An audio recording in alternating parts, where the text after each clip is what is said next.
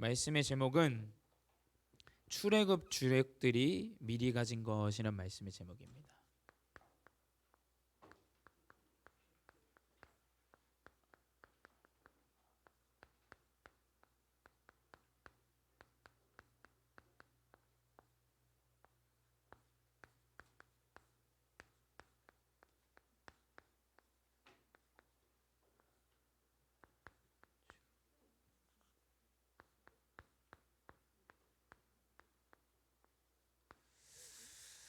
출애굽 주역들이 미리 가진 것이란 말씀의 제목입니다. 이 출애굽은 뭐냐면 성경에 이제 창세기 다음에 있는 출애굽기입니다.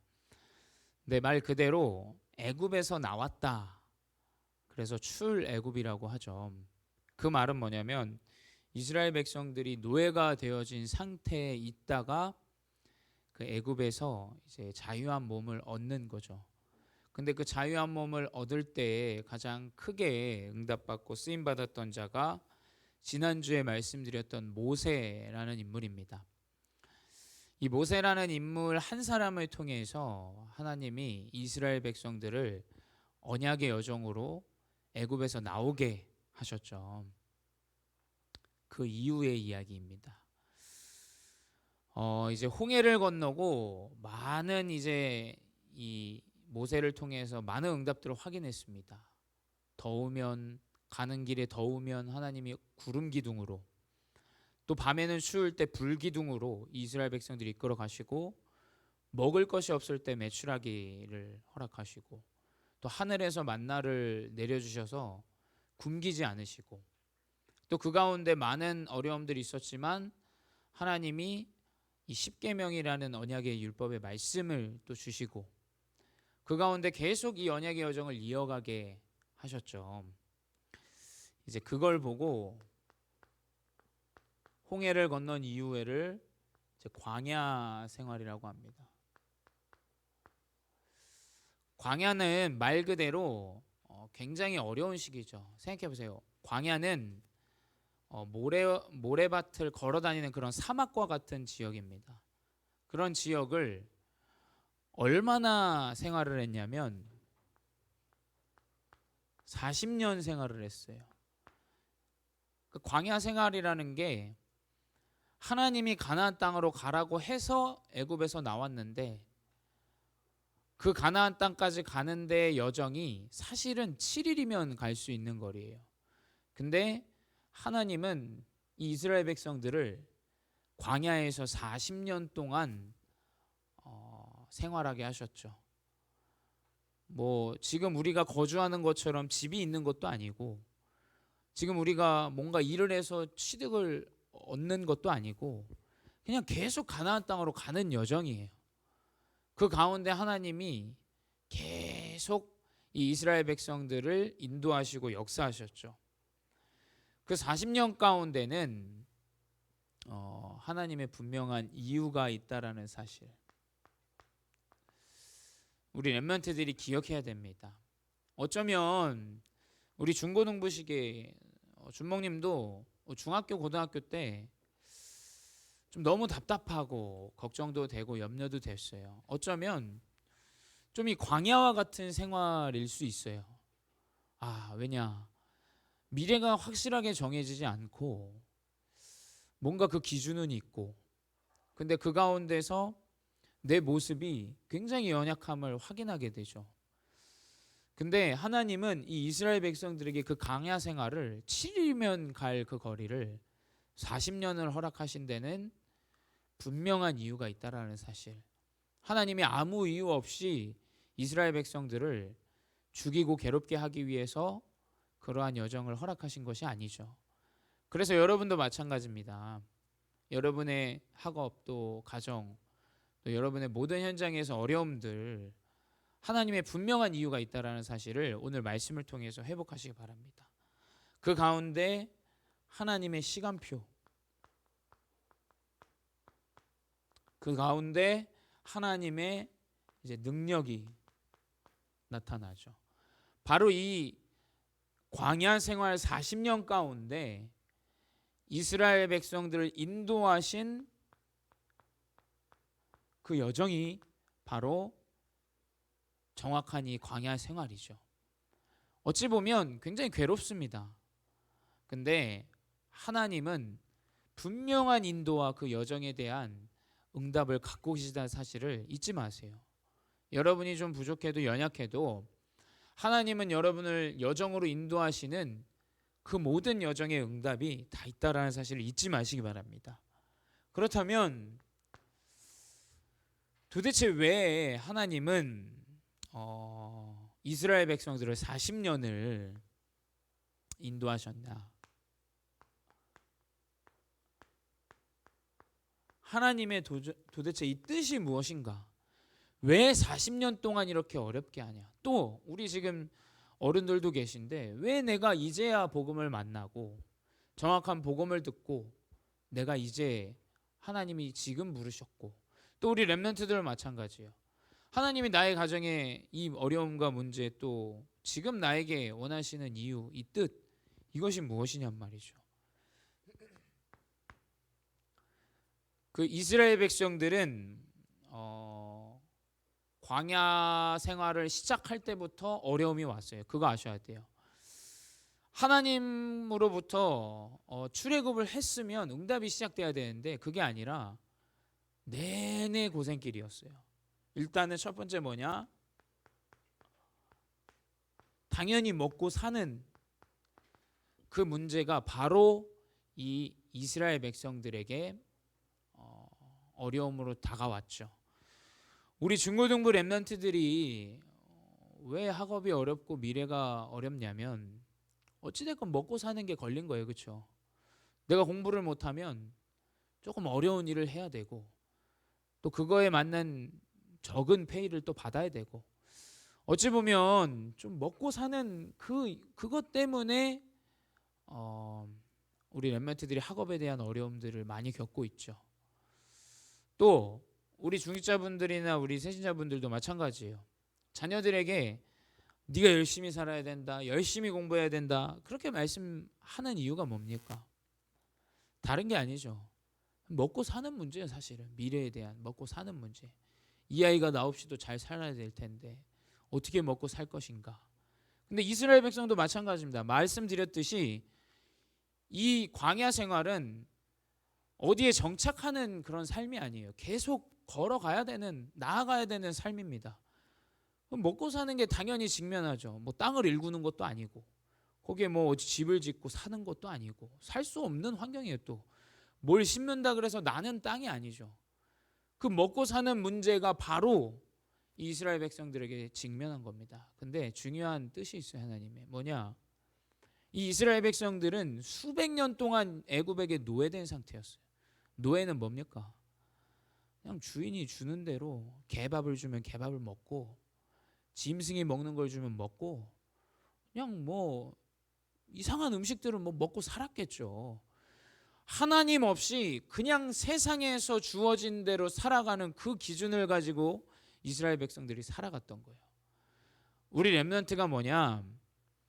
하나님의 역사 가운데 먹고 사는 문제 염려하는 인생으로 살아가면 안 된다라는 거예요. 여러분이 교회를 다니고 신앙생활을 하면서 똑같이 불신자와 같이 먹고 사는 것 때문에 내가 살아간다. 어쩌면 괴로운 일이에요. 그냥 교회 안 다니고 열심히 일해서 시간 더 투자해서 돈 버는 게 나을 수도 있어요. 근데 왜 이스라엘에게 이 먹고 사는 문제로, 또 우리 렘넌트들에게 이 먹고 사는 문제로 왜 우리가 하나님을 믿으면서 이 문제 때문에 어려워하고 괴로워해야 됩니까? 분명한 것은 시대가 가면 갈수록 더 먹고 살기 어려워져요.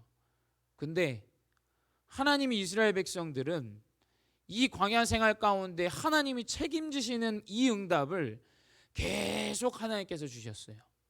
여러분, 먹고 사는 거 걱정 마세요. 여러분, 하나님이 알아서 다 책임지세요.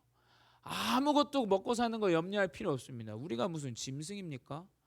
우리가 무슨 짐승이어서 토끼 잡아먹고 뱀 잡아먹고 내일 먹을 거 걱정하고, 그게 무슨 짐승 같은 인생입니까? 우리가 왜 그러한 인생을 살아가야 됩니까? 이것 때문에 하나님이 이스라엘 백성들을 40년을 그 광야 생활을 하게 하신 거예요. 왜냐? 그 노예된 습관과 체질 주는 대로 그냥 일하면 어디서 놀부러져도 밥 나오고, 그 근성 자체를 하나님이 바꾸시는 거예요. 그래서 여러분이 지금 이 중고등부 시기가 가장 중요해요. 왜냐? 이때 무엇이 각인되냐에 따라서 여러분 인생의 여정의 기준이 달라져요. 이 시간표에 완전히 육신에게 사로잡힌 기준으로 살아간다, 그 바꿀 기회가 거의 없어요. 어떻게 보면. 왜냐? 그 생각과 마음이 그대로 자리 잡고 있어요. 어릴 때. 그 두 번째 뭐냐? 하나님이 왜 이 광야 생활 가운데 수 없는 이 문제, 어찌 보면 여리고 뭡니까?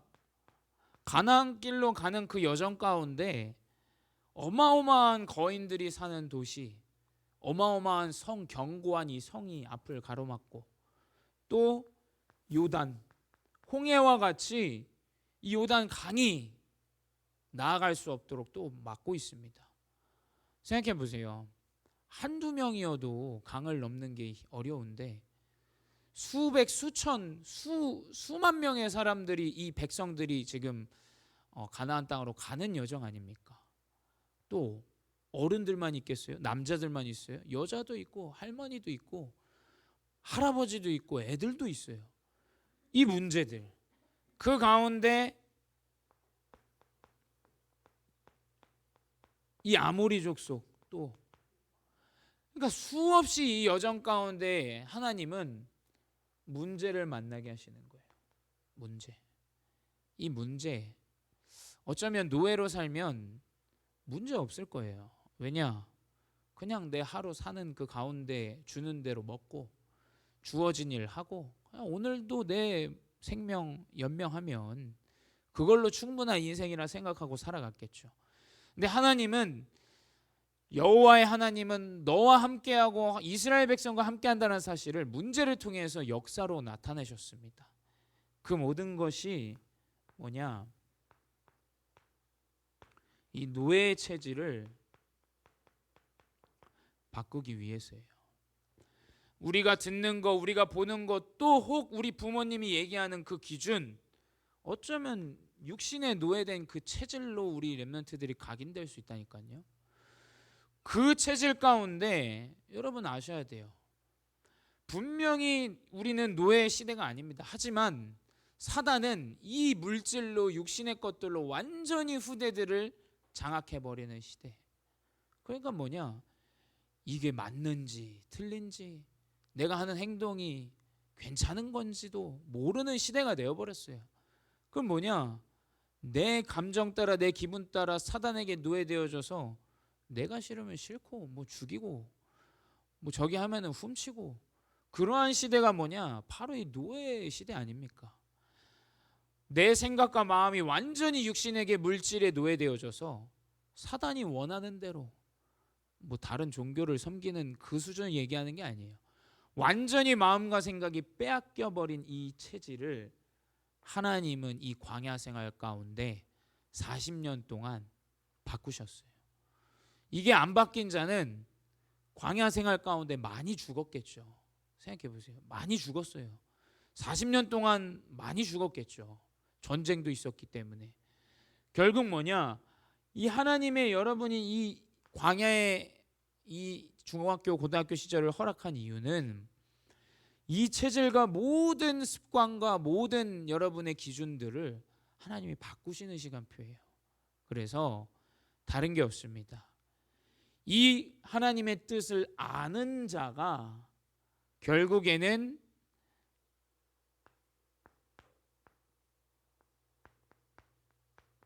미리 가진 자죠. 하나님의 뜻을 알아야 미리 갖게 됩니다. 첫 번째 뭐냐? 그 응답을 미리 가진 자가 바로 여호수아였어요. 이제 모세가 죽고 이제 여호수아가 이 자리를, 이 리더의 자리를, 이끌어가는 자리를 하나님이 여호수아를 세우시죠. 근데 생각해 보세요. 모세가 이 여정 가운데 어마어마한 일들을 다 하나님께서 모세를 통해서 역사를 일으키셨죠. 이 여호수아는 굉장한 부담감과 어려움들을 가지고 있었을 거예요. 근데 오늘 본문에서도 나왔듯이 뭐냐? 내가 모세와 함께 했던 것처럼 너와 함께 하겠다. 하나님께서 이 여호수아에게 정확한 언약의 말씀을 주십니다. 우리 렘넌트들이 미리 가진 자는 뭡니까? 내가 미래가 갑자기 보여줬어. 이게 아니라니까요. 하나님이 나와 함께 하시기 때문에 강하고 담대할 수 있는 자가 미리 가진 거 아니겠습니까? 우리는 지레 겁먹어요. 그렇죠? 무슨 일이 있으면 가보지도 않아 놓고 지레 겁먹어요. 막 호들갑 떱니다. 결국 뭐냐? 일을 거슬러요. 결국 뭐냐? 미리 가진 자는 조급하지 않고 하나님이 나와 함께 하시고 하나님이 인도하고 하나님이 역사하신다라는 그 믿음을 가진 자가 미리 가진 자라는 거예요. 이렇게 뭐 내 학업이 잘 돼서 내가 이 응답을 받겠지? 그건 틀린 거예요, 여러분. 그거는 무당이 하는 거고 우린 그게 아니라니까요. 하나님을 믿는 그 믿음 안에서 그 믿음대로 여정을 가는 겁니다. 문제가 오면 오는 대로, 또 어려움이 오면 오는 대로 하나님을 믿는 그 언약을 붙잡는 거죠. 그건 뭐냐? 우리 렘넌트들이 강하고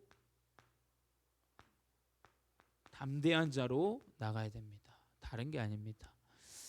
믿음 가운데 강하고 담대한 자. 여러분, 분명한 것은 모세를 통해서 하나님은 능력과 이적을 행하셨죠. 다른 것 때문이 아니에요. 하나님께서 주신 언약을 정확하게 붙잡고 나아갈 때 하나님의 역사가 일어났다는 사실. 두 번째 뭐냐? 이 모세의 죽음 이후에 이제 여리고를 만났을 때 이 라합이라는 자가 여리고에 사는 자였어요. 결국 뭐냐? 이스라엘 백성과 적의 편에 있는 여자였어요. 이 여자는 뭐냐? 기생입니다. 기생. 한국말로 기생이지 영어로는 prostitute이라 그래요. 그게 뭔 말이냐? 몸을 파는 사람이에요. 한마디로 창녀입니다. 창녀.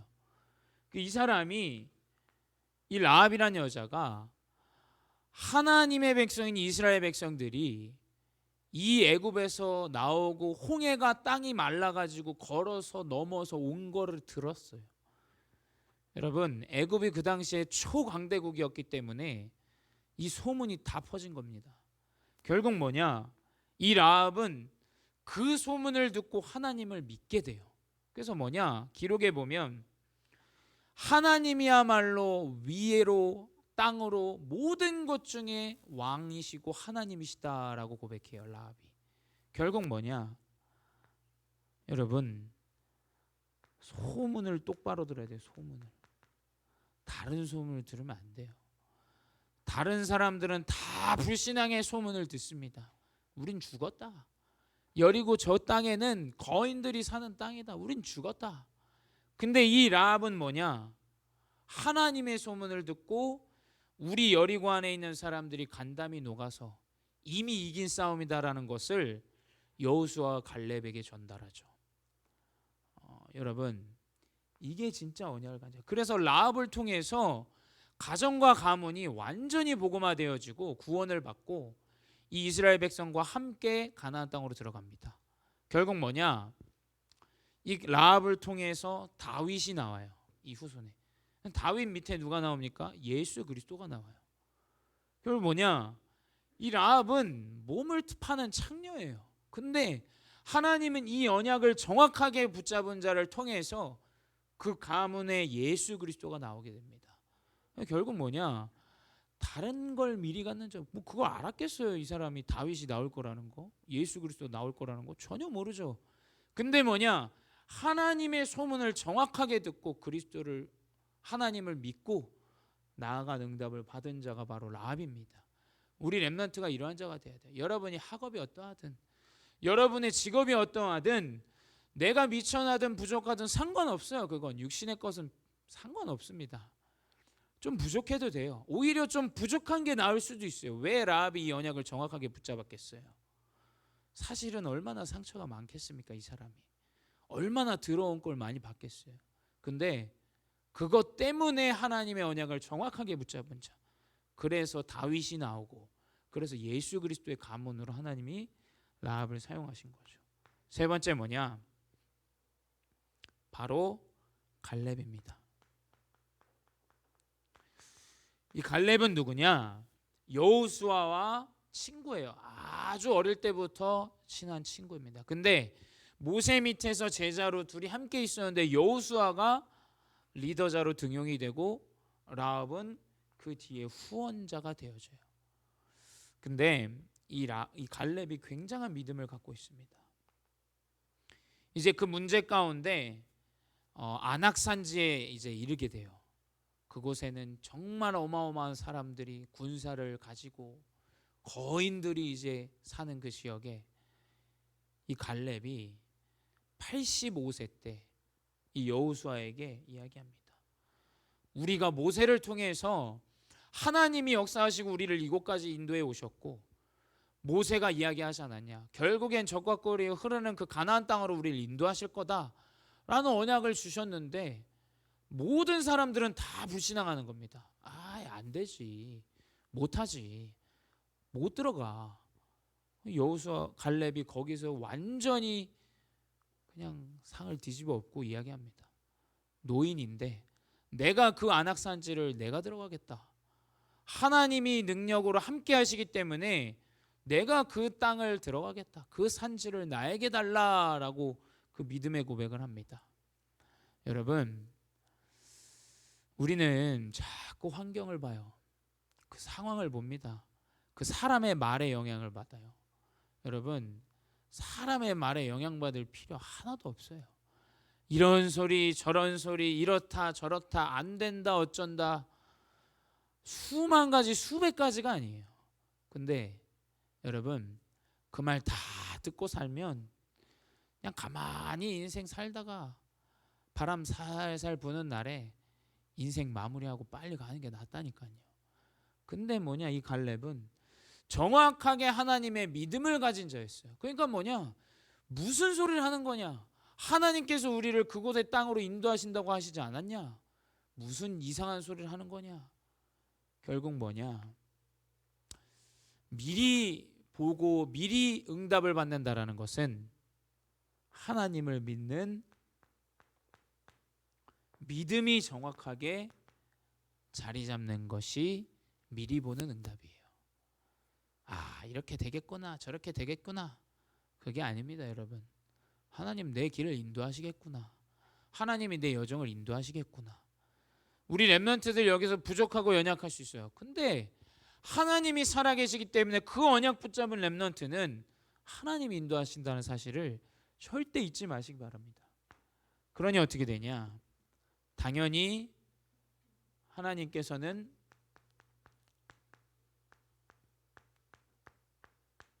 정복의 응답을 허락하시죠.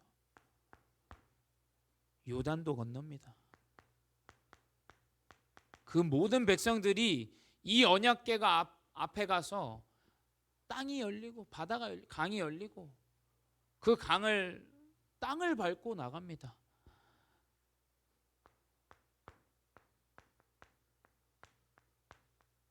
아모리 전투에서 승리하죠.